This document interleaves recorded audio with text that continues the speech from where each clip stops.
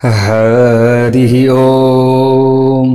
न तातो न माता न बंधुर्न दाता न पुत्रो न पुत्री न भृत्यो न भर्ता न जाया न विद्या न वृत्तिर्ममैव गतिस्त्वं गतिस्त्वं त्वमेका भवानी गतिस्त्वं गतिस्त्वं त्वमेका भवानी नारायणं नमस्कृत्य नरं चैव नरोत्तमं देवीं सरस्वतीं व्यासं ततो जयमुदीरयेत्।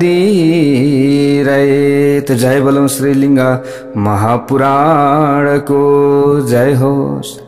समादरणीय वंदनीय प्यारा प्यारा भक्त सज्जन वृन्द, हजुरहरु समक्ष श्रीलिंग महापुराण राखिएको छ। तपाई हामी आजको नयाँ भाग 18 मा उपस्थित भइसकेका छौं। प्यारा भक्त भागवतहरु, अब यहाँ ऋषिहरुले प्रश्न गर्नुहुन्छ। के भन्नुहुन्छ ऋषिहरु?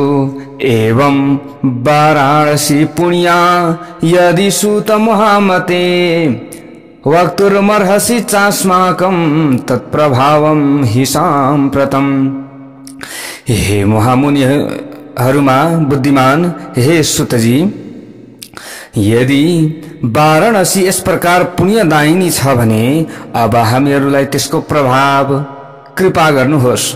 वाराणसीको महत्व के कस्तो छ भनेर यस्ता प्रकारले प्रश्न गर्नुभयो ऋषिहरुले। हामीहरुमा यस अभिमुक्त क्षेत्रको उत्तम महात्म्य विस्तार पूर्वक विधि अनुसार सुन्ने ठूलो उत्सुकता रहेको छ। यस्ता प्रकारले ऋषिहरुले प्रश्न गरेपछि सूतजी अगाडि गएर भन्नुहुन्छ। वक्षे संक्षेपतः सम्यक वाराणस्याः सुशोभनम्। वाराणसीमा अवस्थित अभिमुक्त क्षेत्रको अति उत्तम महात्म्य जसरी भगवान शिवजीले पार्वतीलाई बताउनु भएको थियो त्यसरी नै राम्ररी तर संक्षेपमा म पनि तपाईहरुलाई बताउँछु। मद्वारा र महात्मा ब्रह्माद्वारा 100 करोड वर्षमा पनि विस्तार पूर्वक यसको वर्णन गर्न सकिन्न।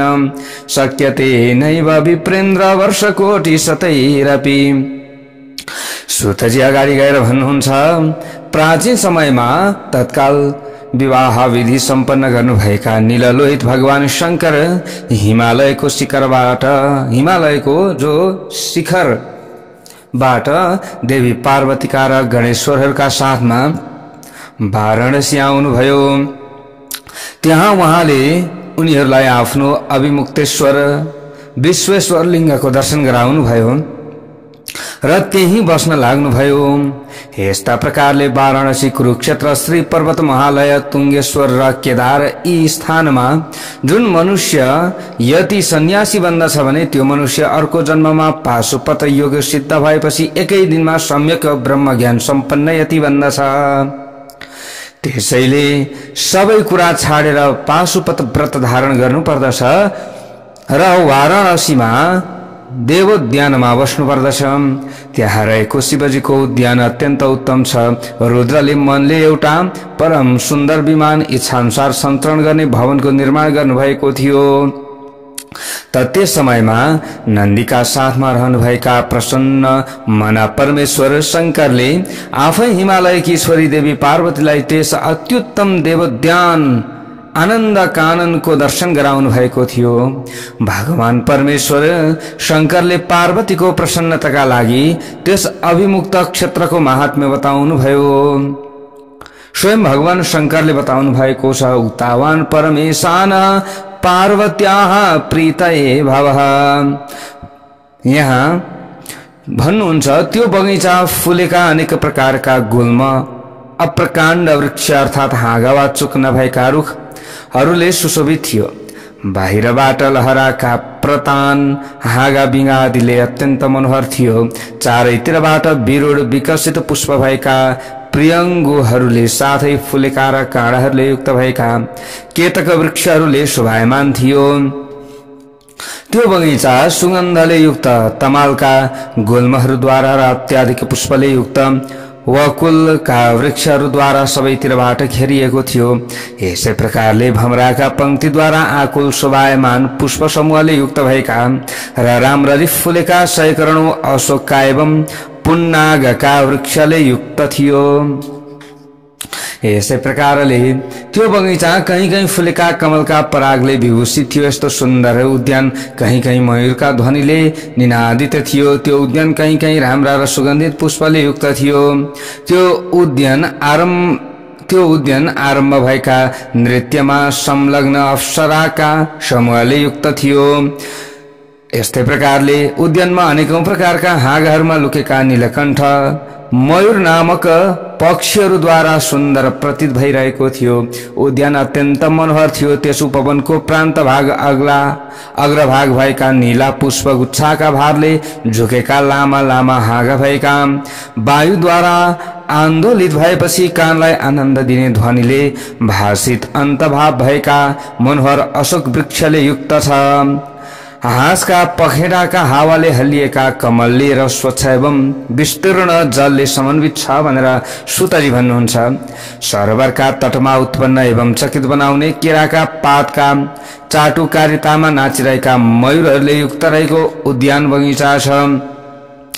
यस्ता प्रकारले चन्द्रमाका किरणका जालले गर्दा विविध रङले युक्त भएका छिर्के मिर्के मनोहर तिलक वृक्षले युक्त भएको त्यो उद्यान, त्यस उद्यानमा पुन्नागका रुखबाट सैकरणौं पक्षीहरूको ध्वनि निस्किरहन्छ।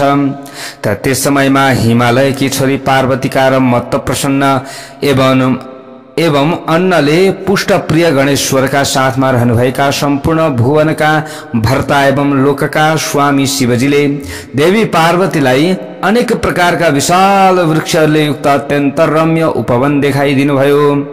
यसै प्रकारले शिवजीले अत्यन्त सुन्दर वन्य पुष्पहरूले बनाइएका दिव्य आभूषणद्वारा उपवनमा जानुभएकी दिव्य देवी पार्वतीलाई सजाउनुभयो र हिमालयकी छोरी पार्वतीले पनि अत्यन्त सुन्दर दिव्य पुष्पद्वारा देवदेव श्री महादेवलाई भक्तिपूर्वक अलङ्कृत बनाउनुभयो।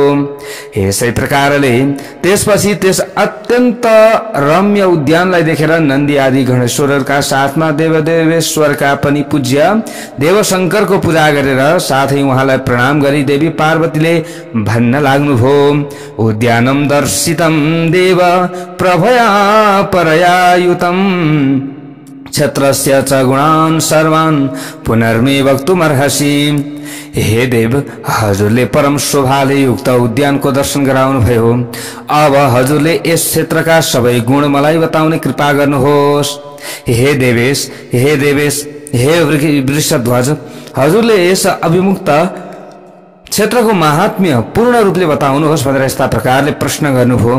देवी पार्वतीका ती कुरा सुनेर सर्वशक्तिमान देवदेव शिवजीले मुख कमल सुँगेर हाँस्दै पार्वतीलाई भन्न लाग्नुभयो। भगवान भन्नुहुन्छ, इदम गुह्यतमं क्षेत्रम सदा वाराणसी मम। भन्नुहुन्छ, यो वाराणसी नामको मेरो नित्य गुह्यतम क्षेत्र हो देवी। यो सर्वदा सबै प्राणीको मोक्षको हेतु हो। हे देवी, यस क्षेत्रमा सिद्धहरू सधैँ मेरो व्रतमा स्थित रहन्छन्। मेरो लोकको अभिलाषा भएका साधकले सधैँ अनेक प्रकारका लिङ्ग चिन्हहरू धारण गरिरहेका हुन्छन्। अनेक प्रकारका वृक्षले युक्त अनेक प्रकारका पक्षीहरूले सुशोभित कमल एवं उत्पलका पुष्पले सम्पन्न सरोवरले अलङ्कृत र अप्सराहरूका एवं गन्धर्वहरूका समूहले सेवित यस पुण्य क्षेत्रमा सधैँ युक्तात्मा एवं जितेन्द्रिय मनुष्यहरूले श्रेष्ठ योगको अभ्यास गर्दछन्। यस्तै प्रकारले भगवान भन्नुहुन्छ, हे देवी, जुन कारणले मलाई यहाँ बस्न मन पर्छ त्यो कारण सुन। ममा आफ्नो मन स्थिर गराउने एवं ममा सधैँ सबै क्रिया समर्पित गर्ने मेरो भक्तले जसरी यहाँ मोक्ष प्राप्त गर्न सक्दछ त्यसरी अन्यत्र कहीं मोक्ष प्राप्त गर्न सक्दैन। हे देवी, स्वेच्छाले यहाँ मर्ने प्राणीले नै मोक्ष प्राप्त गर्दछ। भगवान भन्नुहुन्छ नि, मेरो यो पुर दिव्य गुह्य भन्दा पनि गुह्य भनेको गोपनीय एवं महान छ। यसको महत्वलाई ब्रह्मा आदि देवताले, सिद्धहरूले र मोक्षका इच्छुकहरूले राम्ररी बुझेका छन्। अतः यो परम क्षेत्र मेरो परम गति हो। मैले कहिल्यै पनि यसको त्याग गरेको छैन र कहिल्यै पनि यसको त्याग गर्ने छैन यसरी भन्नुहुन्छ यहाँ। अब त्यसैले मेरो यो क्षेत्र अभिमुक्त क्षेत्र हो भनेर भगवान भन्नुहुन्छ। नैमिषारण्यमा, कुरुक्षेत्रमा, हरिद्वारमा, यस्तै प्रकारले पुष्करमा स्नान गर्नाले, तिथि क्षेत्रमा निवास गर्नाले मोक्ष प्राप्त हुन सक्दैन। वाराणसीमा भने मोक्ष प्राप्त हुन्छ। त्यसैले यो क्षेत्र अन्य क्षेत्रभन्दा विशिष्ट छ। नैमिषे च कुरुक्षेत्रे गङ्गाद्वारे च पुष्करे स्नानात् संसेवनाद्वापि न मोक्षः प्राप्यते। यतः प्रयागमा अथवा यसै वाराणसीमा नै मेरा परिग्रहका कारण मुक्ति हुन्छ भनेर भगवानले भन्नुहुन्छ। तीर्थहरूमा अग्रणी श्रेष्ठ प्रयाग भन्दा पनि यो अभिमुक्त क्षेत्र शुभ छ। धर्मको सार तत्व सत्य हो, मोक्षको सार तत्व सम हो। तर क्षेत्र तीर्थको अर्थात क्षेत्र तीर्थको सार तत्वलाई श्रेष्ठ विद्वानहरूले, ऋषिहरूले पनि जान्दैनन्। इच्छा अनुसार खाइरहेको, सुतिरहेको, क्रीडा गरिरहेको र अनेक प्रकारका क्रियाहरू गरिरहेको प्राणीले यस अभिमुक्त क्षेत्रमा प्राण त्याग गर्दछ भने पनि उसलाई मोक्ष प्राप्ति हुन्छ। अभिमुक्ते त्यजत प्राणन जन्तुर्मोक्षाय कल्पते। त्यहाँनिर हिँड्दा हिँड्दै कोही व्यक्ति फुस्स मर्यो भने पनि उसले के प्राप्त गर्दछ? मोक्ष प्राप्त गर्दछ भनेर यस्ता प्रकारले भगवान भन्नुहुन्छ। यस्तै प्रकारले अब यहाँ अगाडि गएर भन्नुहुन्छ, कृत्वा पाप सहस्राणि पिशाचत्वं वरं नृणां न तु शक्र सहस्रं त्वं स्वर्गे काशीपुरीं विना। यहाँ हजारौं पाप गरेर पिशाचत्वलाई प्राप्त हुनु मनुष्यका लागि हितकर छ, तर काशीपुरीलाई छाडेर स्वर्गमा हजारौं पटकै इन्द्र बन्न पनि हितकर छैन यसरी बताइएको छ। त्यसैले मुक्तिका लागि यस अभिमुक्त क्षेत्रमा निवास गर्नुपर्दछ भनेर यस्ता प्रकारले भगवान भन्नुहुन्छ। महातपस्वी महर्षि जैगी सभ्यले यस क्षेत्रको महात्म्यले र मेरो भक्तिले युक्त भएकाले परम सिद्धिलाई प्राप्त गरेका थिए। महर्षि जैगी सभ्यको श्रेष्ठ गुफा योगीहरूको स्थली मानिन्छ। योगीहरू त्यहाँ सधैँ मेरो ध्यान गर्दछन् भनेर भगवान भन्नुहुन्छ। त्यहाँ योगको अग्नि तीव्रताका साथ प्रज्वलित हुन्छ।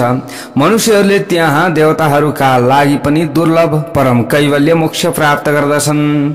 यस्तै प्रकारले अव्यक्त लिङ्ग भएका, प्रसन्न रूपमा रहेका र सबै सिद्धान्त जानेका मुनिहरूले यहाँ मोक्ष प्राप्त गर्दछन्। त्यो मोक्ष अन्यत्र सबै ठाउँमा दुर्लभ छ, तर यहाँ दुर्लभ छैन। यस्ता प्रकारले भगवान भन्नुहुन्छ, म उनीहरूलाई अत्युत्तम योगेश्वर्य एवं आफ्नो सायुज्य रूप अभिष्ट स्थान बताउँछु। मेरा क्षेत्रमा आफ्ना सबै क्रियाहरू ममा समर्पित गरेका कुबेरले यस क्षेत्रको सेवनबाट नै गणेशत्वलाई प्राप्त गरेका थिए। उनी कुबेरले कुबेरत्व प्राप्त गरे गणेशत्वलाई प्राप्त गरे। हे देवी, भविष्यमा सम्वर्त नामका जुन ऋषि हुनेछन् उनी पनि मेरा भक्त बन्नेछन्। यही नै मेरो आराधना गरेर उनले पनि उत्तम सिद्धि प्राप्त गर्नेछन्। यस्तै प्रकारले महान तपस्वी पराशरका छोरा योग परायण ऋषि व्यास मेरा भक्त हुनेछन्। कमल जस्ता आँखा भएकी हे पार्वती, वेदका संहिताहरूको प्रवर्तन गर्ने मुनि श्रेष्ठ व्यास पनि यसै क्षेत्रमा रमाउने विहार गर्नेछन्। हे राम राम व्रत गर्ने पार्वती, यस्तै प्रकारले देवर्षिहरूका साथ ब्रह्मा विष्णु सूर्य देवराज इन्द्र एवं अन्य जति पनि देवताहरू र महात्माहरू छन् ती सबैले यही नै मेरो उपासना गर्नेछन्। उपासते महात्मनः सर्वे मामिह सुब्रते। यस्ता प्रकारले भगवानले भन्नुहुन्छ। यहाँ धेरै कुराहरू बताउनु भएको छ कि अन्य दिव्य योगीहरूले, महात्माहरूले प्रसन्न रूप धारण गर्ने सबै गरेर, प्रसन्न रूप धारण गरेर एकाग्रचित्त भएर यहाँ मेरो उपासना गर्दछन्। यस्ता प्रकारले भन्नुहुन्छ, योगीले हजारौं जन्ममा पनि जुन मोक्षलाई प्राप्त गर्न सक्दैन त्यस उत्तम मोक्षलाई मेरा कृपाले मनुष्यले यही नै त्यो फल प्राप्त गर्दछन्। प्राचीन समयमा ब्रह्माजीद्वारा स्थापना गरिएको कैलाश भवन नामक यस दिव्य गो प्रेक्षक क्षेत्रलाई हेर। यस गो प्रेक्षक क्षेत्रमा आई मेरो दर्शन गर्ने मनुष्यले दुर्गति प्राप्त गर्नु पर्दैन। यस्ता प्रकारले यहाँ बताउनुहुन्छ, वाराणसीको महिमा बताउँदै हुनुहुन्छ। यस्ता प्रकारले यहाँ भन्नुहुन्छ कि ब्रह्माजीद्वारा निर्माण गरिएको भद्रतोय नामक सरोवर रहेको छ।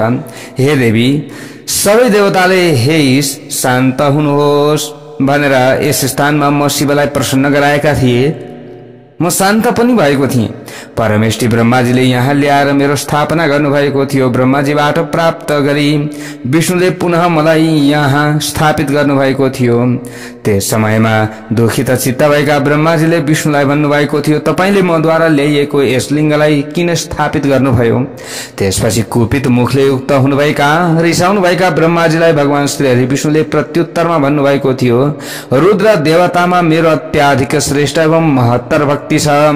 मद्वारा स्थापना गरिएको यो लिङ्ग तपाईका नामले प्रसिद्ध हुनेछ, किन चिन्ता गर्नुहुन्छ भनेर यसरी ब्रह्माजीले भनिदिनु भएछ।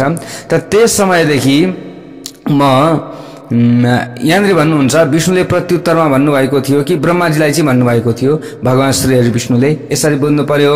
त त्यस समयदेखि म यहाँ हिरण्यगर्भ यस नामले रहेको छु भनेर भन्नुहुन्छ। कसले? उनी समसदा शिवजीले। अब यहाँनिर भन्नुहुन्छ ब्रह्माजीले परम भक्तिले युक्त भएर मेरो यस पवित्र लिङ्गलाई विधिपूर्वक पुनः स्थापना गर्नुभयो। म यहाँ स्वर लिनेश्वर नामले स्वयं विद्यमान छु भनेर भगवान भन्नुहुन्छ। यहाँनिर धेरै कुराहरू ज्ञानका कुराहरू अथवा जुन वाराणसीको महिमा छ त्यो बताउँदै जाने क्रममा प्राचीन कालमा स्वयं यहाँ भन्नुहुन्छ पर्वतराज हिमालयले यसलाई मेरो प्यारो एवं हितकर स्थान हो भनेर बताउनु भएको छ भनेर, हे देवी पार्वती तिम्रै पिता पर्वतराजले यो स्थानलाई महत्त्व दिनुभएको थियो। शैलेश्वर नामले प्रसिद्ध यस लिङ्गलाई तिमीले आधारपूर्वक हेर। हे देवी, यस लिङ्गको दर्शन गर्ने मनुष्य दुर्गतिलाई प्राप्त हुँदैन। यहाँनिर यसरी बताउनु भएको छ, भृगुका छोरा जो हुनुहुन्थ्यो शुक्राचार्यले अगाडि रहेको यस लिङ्गको स्थापना गर्नुभएको थियो। शिवलिङ्गको स्थापना गर्नुभएको थियो। शुक्रेश्वर नामले प्रसिद्ध यो शिवलिङ्ग सबै सिद्धहरूद्वारा र देवताहरूद्वारा पूजित छ। यस्ता प्रकारले यहाँ बताइएको छ यो शिवलिङ्गको दर्शन मात्र गर्ने मनुष्यहरूका सारा पापहरू नाश हुन्छ। प्राचीन समयमा देवताहरूका लागि काँडा जस्तो बनेको एउटा दैत्य जम्बुक स्यालको रूपमा रहेको थियो। आफ्नो बन्धनबाट सशङ्कित अत्यन्त सावधान त्यस दैत्यले ब्रह्माजीबाट वर पाएर गोमायुको रूप धारण गरेको थियो। हे हिमालयकी छोरी पार्वती, मैले त्यस जम्बुकको वध गरेँ र त्यसपछि म जम्बुकेश्वर भनिन थालेँ भनेर यहाँ भन्नुहुन्छ। अहिले पनि लोकमा प्रसिद्ध र देवताहरूद्वारा एवं असुरहरूद्वारा नमस्कृत यस देवेश्वर जम्बुकेश्वरको दर्शन गरेर मनुष्यले सबै कामनालाई प्राप्त गर्दछ। हे देवी, शुक्र आदि प्रधान ग्रहहरूद्वारा स्थापना गरिएका यी पुण्यमय एवं चिताएका सबै कुरा पुर्याइदिने लिङ्गहरूको दर्शन गर। हे पार्वती, यस प्रकार मैले आफ्ना निवास स्थानका रूपमा रहेका पवित्र लिङ्गहरूको वर्णन गरेँ। यस क्षेत्रमा मेरो एउटा अर्को गुप्त रहस्य पनि छ, त्यसका बारेमा सुन भनेर भगवान शिवजी भन्नुहुन्छ। यो क्षेत्र चारै दिशामा 4 कोष फैलिएको छ भनिएको छ, अथवा यसलाई एक योजन आयाम भएको छ भनी जान्नु पर्दछ। हे सुन्दर अङ्ग भएकी पार्वती, यस क्षेत्रलाई मृत्युका समयमा अमरता प्रदान गर्ने क्षेत्र भनेर जान्नु पर्दछ। महालय पर्वतमा विद्यमान एवं केदारमा अवस्थित मेरो दर्शन गर्नाले मनुष्यले गणत्वलाई प्राप्त गर्दछ, तर यहाँ मेरो दर्शन गर्यो भने मोक्ष नै प्राप्त गर्दछ। ती मनुष्यहरूले यसरी बताइएको छ। यसरी यहाँ वाराणसीको प्रसङ्गमा भन्नुहुन्छ, सुतजी अगाडि गएर भन्नुहुन्छ, महादेवले सबै दिशातिर अब यस्ता प्रकारले शिवजी जो आफ्नी देवी पार्वतीलाई, आफ्नी पत्नी पार्वतीलाई भनेर सबै दिशातिर हेर्नुभयो। दिशाहरूलाई हेरेर देवदेव महेश्वर बसेपछि आकाशमा त्यो सबै ठाउँ बले जस्तो भयो अरे। त त्यसपछि शरीरमा भस्म लगाइएकाले सेतो प्रभावले युक्त हुनुभएका, नियम व्रत धारण गरेका, पशुपति मा भक्ति भएका र महेश्वर प्रति समर्पित भावना भएका स्वयं अनेकौं सिद्ध महात्माहरूले त्यहाँ आएर महेश्वरलाई प्रणाम गरे। यस्ता प्रकारले यहाँ बताइएको छ। अब यहाँनिर विभिन्न व्यक्तिहरू त्यहाँनिर आए। अब यहाँनिर हिमालयकी छोरी पार्वतीले त्यहाँ रहनुभएका जगत प्रभुको त्यस परम मूर्तिलाई पुनः हेर्न सक्नु भएन, त्यसरी स्थापित हुँदा भन्ने कुराहरू यहाँनिर बताइएको छ। ल हेर्नुहोस् प्यारो भक्त भागवतहरू, उमापति उनै विराट स्वरूपमा परिणत हुनुभएको थियो भन्ने कथा प्रसङ्ग पनि यहाँनिर रहेको छ। प्यारो भक्त भागवतहरू, अब यहाँ शिवजीले त्यस स्वरूपलाई पुनः हेर्न समर्थ त यस्ता प्रकारले यहाँ बताइएको छ कि पहिले त हेर्न सक्नु भएन, पछि त्यस पछाडि पहिले कहिल्यै नदेखिएको त्यस स्वरूपलाई प्रकृतिमा स्थित भएको जानेर परमेश्वरले योगका माध्यमले प्रकृतिको रूप धारण गर्नुभयो र मात्र त्यस पछाडि चाहिँ त्यो स्वरूपलाई, विराट स्वरूपलाई, भगवान शिवजीको स्वरूपलाई, त्यो तेजोमय स्वरूपलाई हेर्न समर्थ हुनुभएको थियो भन्ने कथा प्रसंग यहाँनिर रहेको छ। त्यस पछाडि अत्यन्त सुन्दर पञ्चाक्षर मन्त्रको स्मरण गर्दै संसारमा गमनागमनका कारणका बीजहरू पनि दग्ध भएका ती सबै योगीहरू शिवजीको ध्यानमा लीन भएर विराट पुरुष शिवजीका हृदयमा प्रविष्ट हुँदा भए भन्ने कुराहरू छन्। यहाँनिर प्यारे भक्त भागवतहरू भगवान समस्त शिवजीले अगाडि गएर भन्नुहुन्छ, हे भामिनी, दक्षको रिसले आफ्नो शरीर दग्ध बनाउने हे पार्वती, मेरो व्रतको आश्रय लिएर जुन भक्तियुक्त श्रेष्ठ व्यक्तिहरूले योगको अभ्यास गरेर उनीहरूलाई एक जन्ममा नै यस क्षेत्रको प्रभावले उनीहरूका भक्तिका कारणले गर्दा म स्वयं विग्रह रूपमा प्रकट भई यस प्रकार अनुग्रह गर्दछु भनेर भगवानले यस्ता प्रकारले भन्नुभएको छ। यस्तै प्रकारले भगवान भन्नुहुन्छ, हे शुभे, वाराणसीमा गंगामा स्नान गरेर मात्र मेरो दर्शन गर्नाले मात्र पनि सयौं हजारौं यज्ञहरू सम्पन्न गर्नाले जुन फल प्राप्त हुन्छ त्यसै प्रकारको अभिष्ट फल तत्काल नै प्राप्त गर्दछन् मनुष्यहरूले। यसभन्दा ठूलो आश्चर्य के हुन सक्दछ र भनेर भगवान भन्नुहुन्छ, हे देवी, स्वर्गमा, पृथ्वीमा र पर्वतहरूमा जति पनि प्रधान स्थानहरू छन् तिनीहरूलाई भन्दा मद्वारा बताएको यस वाराणसी क्षेत्रलाई श्रेष्ठ छ भनेर तिमीले जान। भगवानले यसरी भन्नुभएको छ। यसो भनेर क्षेत्रको महात्म्य बताएर सबै लोकका महेश्वर भगवान रुद्रले पुनः भन्नुभयो, हे देवेशी, मेरो यस अभिमुक्त नामक निवास स्थानलाई राम्ररी हेर। यसो भनेपछि देवी पार्वतीलाई साथैमा लिएर भगवान उमापतिले उहाँलाई अत्युत्तम श्री पर्वतको दर्शन गराउनु भयो भनेर बताइएको छ। यहाँ त्यस्तै प्रकारले शिवजी त्यस अभिमुक्तेश्वरमा भगवती पार्वतीका साथमा नित्य निवास गर्न लाग्नुभयो। यस्ता प्रकारले यहाँनिर बताइएको छ। प्यारभक्त भागवतहरू, अब यहाँनिर भगवान भन्नुहुन्छ, अब यहाँ रहेको व्योमलिङ्ग तीर्थलाई अनि कदमेश्वर नामको तीर्थ लगायतका यी विभिन्न तीर्थहरूलाई हेर, यी तीर्थहरूको पनि बहुतै ठूलो महत्व छ भनेर भगवानले यस्ता प्रकारले बताउनुहुन्छ, हे देवी, जसले उपयुक्त स्थानहरूमा र विभिन्न तीर्थहरूमा भक्तिपूर्वक सधैँ मेरो पूजा गर्दछ भने ऊ मेरा साथमा आनन्दित बन्दछ।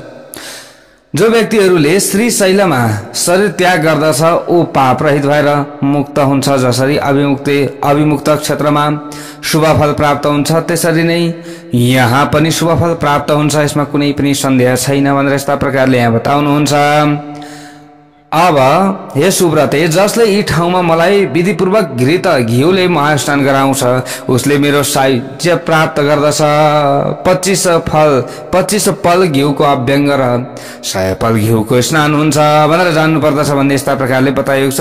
दूध, दही, घिउ, मह, चिनी, सक्खर भनौँ न, यिनीहरूले भगवानलाई स्नान गराउनाले धेरै ठूलो पुण्य फल मिल्दछ भनेर बताइएको छ।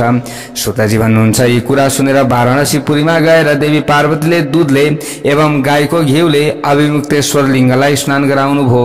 भुवन नायक देवेश रुद्रको अर्चना गर्नुभयो। उहाँले अभिमुक्त काशीमा तपस्याद्वारा मन्दर पर्वतको एउटा सुन्दर गुफामा महात्मा मन्दरको क्षेत्र निर्माण गर्नुभयो। त्यही नै प्रभु शिवले हिरण्याक्षका छोरा महादैत्य अन्धकासुरमाथि अनुग्रह गरेर लीलापूर्वक उसलाई गणत्व प्राप्त गराउनु भएको थियो। यस प्रकार मैले हजुरहरूलाई आदरपूर्वक सबै कथासार बताएँ। जुन मनुष्यले यस क्षेत्रको उत्तम महात्म्यको पाठ गर्दछ अथवा सुन्दछ भने अथवा त्यस क्षेत्रमा बस्दछ भने उसले तत्काल फल प्राप्त गर्दछ र जसले यो कथा सुनाउँछ अथवा सुन्दछ भने उसले हजारौं यज्ञ गरेको पुण्य फल प्राप्त गर्दछ भनेर यस्ता प्रकारले सुतजी भन्नुहुन्छ। अगाडि गएर यहाँनिर ऋषिहरूले प्रश्न गर्नुभयो, अन्धको नाम दैत्येन्द्रो मन्दरे चारुकन्दरे दमी तस्तु कथम लेभे गाणपत्यम महेश्वरात्।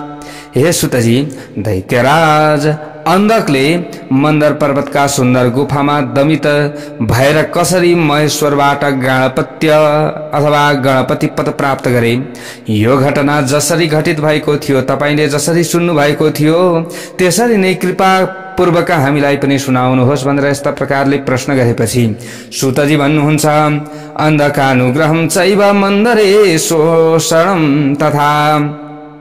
हे ऋषिहरू हो, म अन्धक माथि शिवजीको अनुग्रह अनि मन्दरमा त्यसको दमन र वर प्राप्ति सबै कुरा संक्षेपमा बताइरहेको छु। प्राचीन समयमा हिरण्याक्षको एउटा छोरा जन्मिएको थियो। हिरण्याक्ष समान शक्तिशाली त्यो दैत्य अन्धक नामले प्रसिद्ध भयो र उसले तपस्याबाट महान पराक्रम चाहिँ प्राप्त गर्यो। उसले साक्षात ब्रह्माका कृपाले कसैद्वारा नमारिने वर प्राप्त गरी सम्पूर्ण त्रिलोकको उपभोग गर्दै इन्द्रलोकलाई लीलापूर्वक बिना प्रयास नै जितेर इन्द्रलाई समेत पीडित बनाउन लाग्यो। त्यस दैत्यद्वारा पीडित बनाइएका, पिटिएका, बाँधिएका र फ्याँकिएका नारायण आदि देवताहरू डराएर मन्दर पर्वतका गुफामा प्रवेश गर्दा भए। यस प्रकार देवताहरूलाई अत्याधिक पीडा दिएर महादैत्य अन्धक पनि आफ्नो इच्छाले मनोहर गुफाले युक्त मन्दर पर्वतमा पुग्यो। त्यसपछि साध्यहरूका साथमा रहेका सबै श्रेष्ठ देवताले शीघ्रतापूर्वक सुरेश्वर महेशका नजिकमा गएर यहाँनिर भन्न लागे, यस्ता प्रकारले भन्न लागे, दैत्यराज अन्धका शस्त्रहरूले काटिएका हामीहरू छिन्न भिन्न अङ्ग भएका बनेका छौं र अल्प पराक्रमले युक्त भएका छौं। दैत्यराज अन्धको अनुपम आगमन सम्बन्धी उपयुक्त सम्पूर्ण वृत्तान्त सुनेर भगवान शिव गणेश्वरहरूका साथमा अन्धकका नजिकमा जानुभयो। त्यस समयमा इन्द्र, ब्रह्मा, विष्णु आदि प्रधान सुरेश्वरहरूले र सबै श्रेष्ठ विप्रहरूले बद्ध अञ्जलीलाई किरीटमा राखेर चारैतिरबाट शिवजीको जय जयकार गर्दै आफ्ना कुरा बताउँदा भए। यस्ता प्रकारले त्यसपछि शिवजीले अन्धकका करोडौं संख्यामा रहेका राक्षसलाई भस्म गराई अन्धकलाई समेत त्रिशूलले भेदन गर्नुभयो। त्रिशूलधारी शिवजीद्वारा त्रिशूलमा गोभिएको र पापरूपी कञ्जुक आवरणले डरेको दैत्यराज अन्धकलाई देखेर पितामह ब्रह्माजीले सर्वेश्वर शिवलाई प्रणाम गर्नुभयो। प्रसन्नताका शब्द निकाल्न चिच्याउन लाग्नुभयो। ब्रह्माजीद्वारा निकालिएको हर्षध्वनि वा गर्जना सुनेर देवदेव शिवलाई प्रणाम गरी देवताहरूले पनि हर्षध्वनि निकालेर सबै मुनिहरू प्रसन्न भएर नाच्न लागे। अन्धकको मृत्यु भएपछि अथवा अन्धक त्रिशूलमा गोभिएपछि सबैले जय जयकार गर्न लागे। आनन्दित बने देवताहरूले त्यस समयमा शिवजी माथि फूलको वर्षा गराए। त्रिलोक हर्षका कारण आनन्दित बन्यो। अग्निमय त्रिशूलमा रोपिएको बलिरहेको प्रेत समानको अन्धकले सात्विक भावमा अवस्थित भएर मनमा विचार गर्न लाग्यो। पूर्व जन्ममा पनि शिवजीले मलाई डराउनु भएको थियो। पुनश्च मैले पनि पहिले साक्षात महेश्वर शिवजीको आराधना गरेको थिएँ, त्यसै कारण मैले यस्तो गति प्राप्त गरेँ। अन्यथा यस्तो शिवानुग्रह हुन सक्दैन थियो। जुन मनुष्यले मृत्युका समयमा एकपटक पनि मनले शिवजीको स्मरण गर्दछ भने त्यसले शिव सायुज्य प्राप्त गर्दछ। यस्मरेन मनसा रुद्रम प्राणन्ते सक्रिदेववा। जसले अनेक पटक शिवजीको स्मरण गर्दछ त्यसका सम्बन्धमा त अरू के कुरा गर्ने। मृत्युको समयमा एकपल्ट मात्रै पनि ओम नमः शिवाय भन्छ भने उसले भगवानलाई प्राप्त गर्दछ। ब्रह्मा, भगवान विष्णु अनि इन्द्र सहितका सबै देवता उहाँकै शरण ग्रहण गरी बस्दछन्। अतः उहाँ शिवजीकै शरणमा जानु पर्दछ। शरणम प्राप्य तिष्ठन्ति त्वमेव शरणम व्रजेत। यस्ता प्रकारले सुतजी भन्नुहुन्छ। यस प्रकारले चिन्तन गरेर अन्धकासुरले आफ्ना पुण्यका गौरवका कारण गणहरू सहित अन्धको संहार गर्नुहुने ईशान शिवजीको स्तुति गर्न लाग्यो। यस्ता प्रकारले बताइएको छ। ल हेर्नुहोस्, अब त्रिशूलद्वारा घोपिएको छ, मर्न चाहिँ मरिहालेर रहेन छ। उसले के गर्न लाग्यो? भगवान शिवजीको अब स्मरण गर्न लाग्यो, स्तुति गर्न लाग्यो। लौ त अब अघिल्लो जन्ममा पनि चाहिँ म भस्म भएको थिएँ, अहिले पनि फेरि म मर्ने भएँ भनेर तुरुन्तै फेरि चाहिँ पुण्य अलिकति मात्रै सञ्चित भयो भने पनि हामीमा सद्बुद्धि आउँछ नि, त्यस्तै भयो यहाँ। त यस्ता प्रकारले स्तुति गर्न लाग्यो। त्यस समयमा अन्धकद्वारा प्रार्थना गरिनुभएका र भक्तहरूका ठूला भन्दा ठूला दुःखको हरण गर्नुहुने नीललोहित सुरेश्वर भगवान हरले आफ्नो त्रिशूलको अग्रभागमा अवस्थित हिरण्याक्षका छोरा अन्धकतिर दयापूर्वक हेरी उसलाई भन्न लाग्नुभयो, हे वत्स, म तिमीसित प्रसन्न भएको छु, तिम्रो कल्याण होस्। म तिम्रो कुन कामना पूरा गरौं? हे दैत्येन्द्र, वर माग। हे अन्धक, म तिम्रो वरदाता हुँ भनेर भगवानले भनिदिनु भएछ। त त्यस समयमा शिवजीका कुरा सुनेर हिरण्यक्षका छोरा अन्धकासुरले हर्षका कारण गदबाणीद्वारा महेश्वरसित भन्न लाग्यो। उसलाई त्रिशूलले घोपेको त्यो दुःख पीडा पनि हट्यो। भगवानले के माग्छौ माग भन्ने बित्तिकै हर्षित भयो र भन्न लाग्यो, हे भगवान, हे देवदेवेश, भक्तहरूका कष्टको निवारण गर्नुहुने हे शंकर, मसित प्रसन्न हुनुहोस्। हे ईश, यदि हजुरले मलाई वर दिन नै चाहनुहुन्छ भने मेरो हजुरमा सधैँ नै भक्ति रहिरहोस्, यही वरदान दिनुहोस् भनेर यस्ता प्रकारले वरदान माग्नुभयो।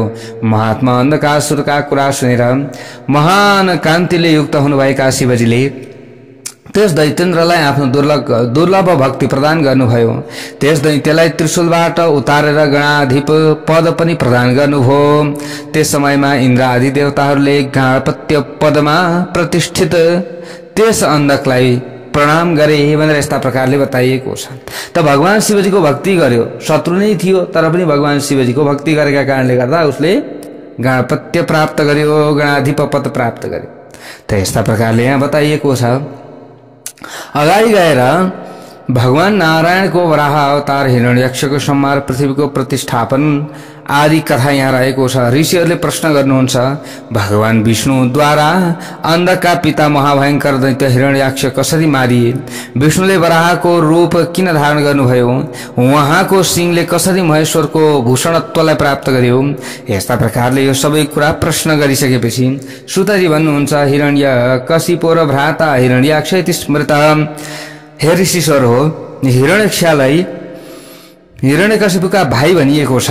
प्राचीन समयमा शक्तिशाली असुरेन्द्र अन्धकका पिता कालान्तक समानका दैत्येन्द्र हिरण्यक्षले देवताहरूलाई जितेर कमलको जस्तो प्रभाव भएको यस पृथ्वीलाई बाँधेर रसातलमा लगी बन्दी बनाए।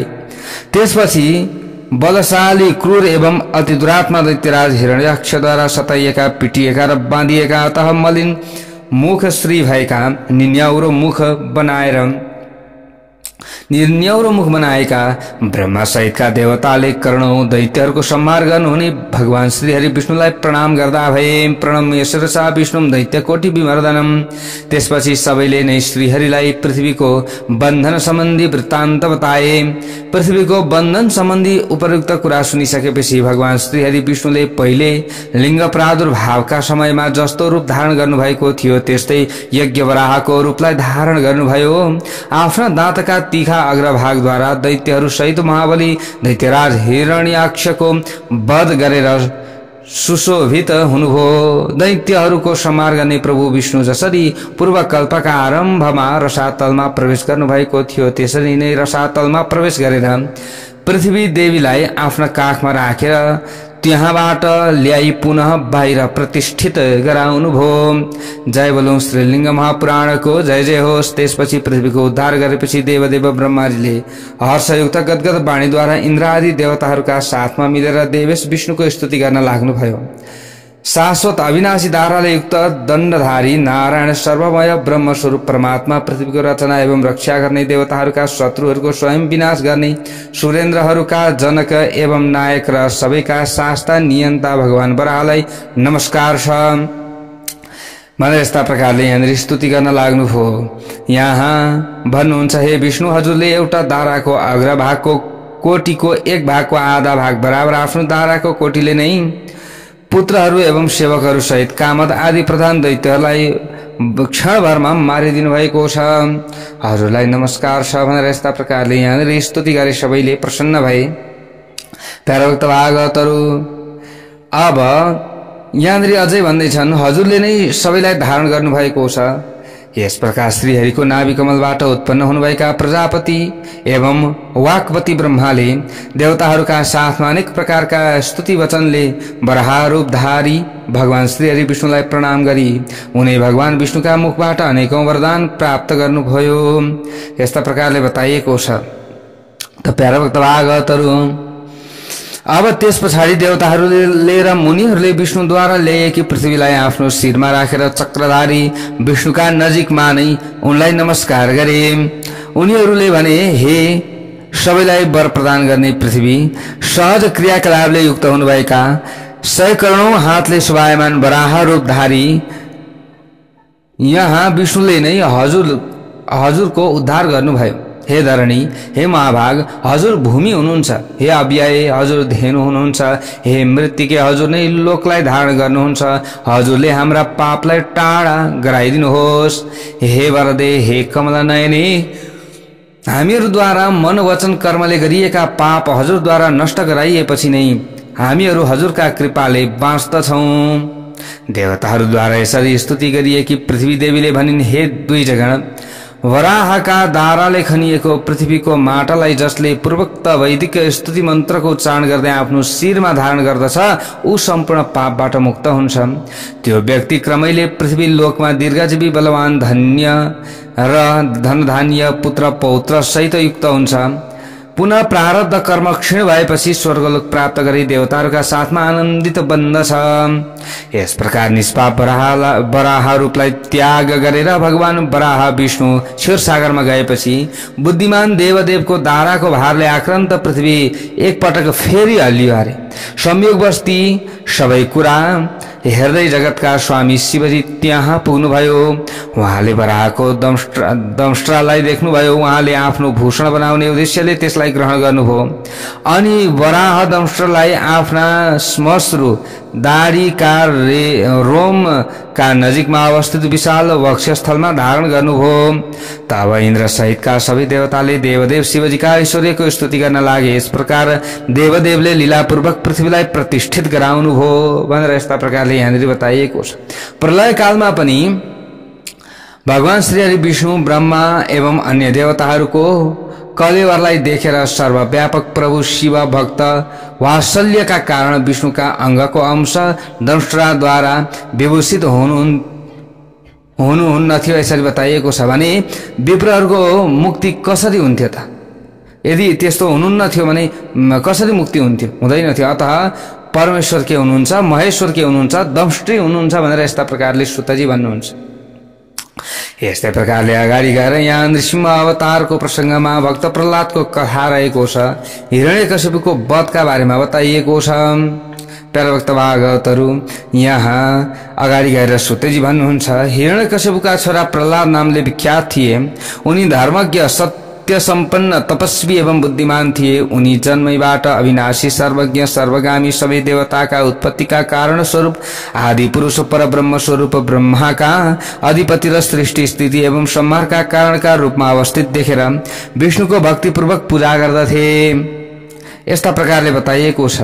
आफ्नो समाहित शान्त मनोवृत्ति भएको छोरालाई त्यस प्रकारले विष्णुको भक्तिमा तत्पर भएको एवं बारम्बार नमो नारायणाय, नमो गोविन्दाय यस प्रकारले स्तुति गरिरहेको देखेर पाप बुद्धि भएको देवशत्रु हिरण्यकशिपुले डराउँछ कि भनेझै गरी भन्यो, हे दुर्बुद्धि, हे प्रहलाद, हे वीर, हे दुष्पुत्र, वीर पिताको दुष्ट पुत्र, तैले सबै दैत्यहरूको एवं देवताहरूको स्वामी र ब्राह्मणहरूका एवं देवताहरूका दुखका कारणका रूपमा अवस्थित म हिरण्यकशिपुलाई जानेको छैनस्?